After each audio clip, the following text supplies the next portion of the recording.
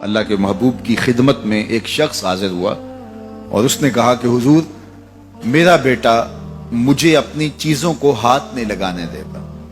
تو آقا کریم نے اسے بلایا، کہا کہ تمہارا باپ کیا کہہ رہا ہے؟ اس نے عرض کی حضور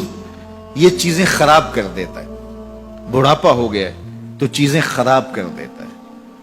تو حضور کی چشمان اقدس میں آنسو آ گئے، فرمایا ایک وقت تھا کہ اس کی چیزیں تو خراب کرتا تھا اور اس نے کبھی نہیں روکا تھا۔ تو حضور نے ایک تاریخ ساز جملہ ارشاد فرمایا، انتا و مالو کا لے ابی کا، تو بھی اور تیرا مال بھی تیرے باپ کا ہے، وہ جو چاہے کرے تو اس کو روک نہیں سکتا۔ لیکن اولادیں جب سمجھدار ہونے لگے تو وہ والدین کو دقیانوس سمجھتی ہیں، وہ والدین کو اولڈ فیشن سمجھ لیتی ہیں، وہ سمجھتی ہیں کہ یہ تو جدید دور کے تقاضوں کو جانتی نہیں، حالانکہ والدین نے چکی کی طرح زمانے کو پیسا ہوتا ہے اور حالات کے جبر کو سہا ہوتا ہے اور تجربات کی چکی میں خود پسے ہوتے ہیں اور انہیں پتا ہوتا ہے کہ جو ہے وہ کیسے زندگی گزارنی ہے۔ اگرچہ وہ جدید دنیا کی اصطلاحات سے واقف نہ ہوں اور جدید زبانوں اور لہجوں سے آگاہ نہ ہوں، جدید فیشن انہیں نہ آتے ہوں، لیکن حالات کو کیسے گزارنا ہے یہ انہوں نے اپنے تجربات سے سیکھا ہوا ہوتا ہے، اور اولاد اگر ان کی اتباع کرتی ہے تو وہ سرخرو ہوتی ہے۔ لیکن چونکہ گرم خون جب آتا ہے تو پھر وہ چاہتا یہ ہے کہ میں زیادہ سمجھدار ہوں، تو والدین کو وہ اگنور کرنے لگ جاتے ہیں، اور والدین جب اپنے اختیارات سمٹتے محسوس کرتے ہیں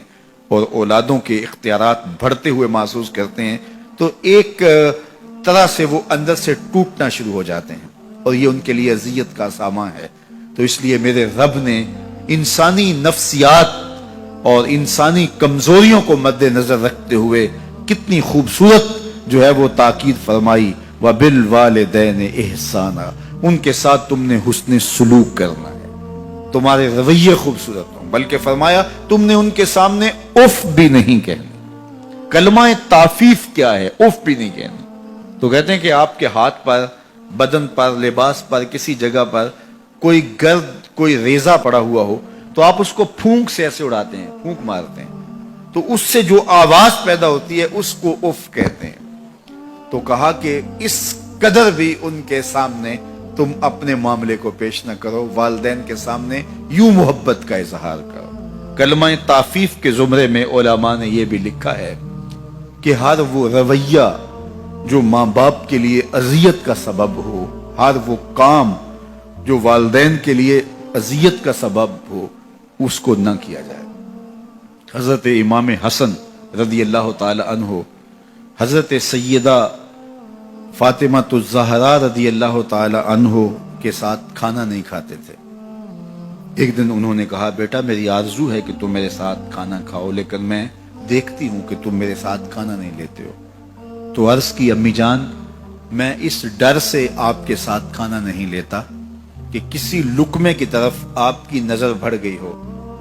اور آپ کا ہاتھ ابھی نہیں بڑھا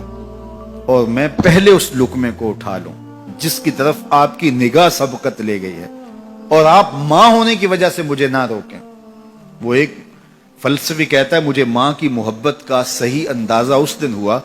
جب سیب 4 تھے اور ہم 5 تھے۔ ماں نے کہا میں تو سیب پسند ہی نہیں کرتی، یہ ماؤں کے روپ ہوتے ہیں، یہ ماؤں کے پیار کا رنگ ہوتا ہے۔ تو کہا کوئی لقمہ اچھا ہو اور آپ کی نظر بڑھ گئی ہو، لیکن میرا ہاتھ پہلے بڑھ جائے اور آپ اس وجہ سے کہ آپ ماں ہیں تو آپ جو ہے وہ اس کی طرف ہاتھ نہ بڑھائیں، تو میں اس ڈر سے آپ کے ساتھ بیٹھ کے کھانا ہی نہیں کھاتا۔ تو کہا ان کے سامنے اف بھی نہ کہو اور ان کی تعظیم کرو۔